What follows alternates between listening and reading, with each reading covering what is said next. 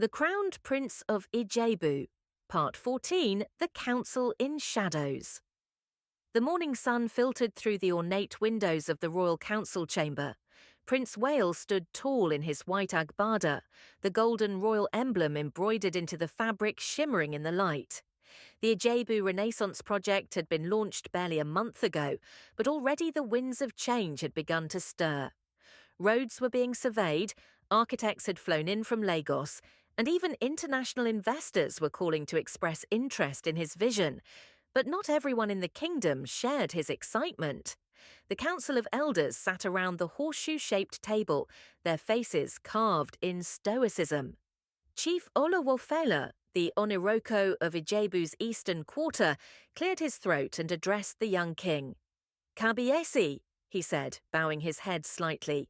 "We recognize your passion and ambition, but some of these decisions, especially involving outsiders, are unprecedented." Wael kept his voice calm. "Change always feels like a threat to those comfortable in the old ways."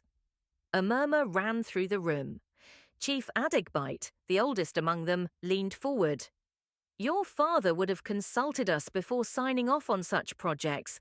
The people of Ijebu are proud. We must be cautious." Wale nodded respectfully. "And I will always honour our customs, Chief Adigbite, but I will not let our traditions become a prison. We must rise. We must modernise." Outside the palace, a different conversation brewed. In a quiet, candle-lit parlour on the outskirts of town, a group of men gathered around a table. They were powerful, well-dressed, and angry. Chief Sanyaolu, a wealthy cocoa merchant who had lost a key land bid to Wales Development Committee, slammed his hand on the table. "This boy will ruin everything. He's turning Ijebu into a playground for foreigners." Another man, Alhaji Karim, whispered, "We warned him." "But he doesn't listen. He's too much like his mother, westernized." They passed around glasses of palm wine and leaned in closer. "There's talk among the Hunters Guild," muttered a man with tribal marks. "They say the spirits are restless, that the crown is cursed if the new king breaks the old ways." Chief Sanyaolu narrowed his eyes.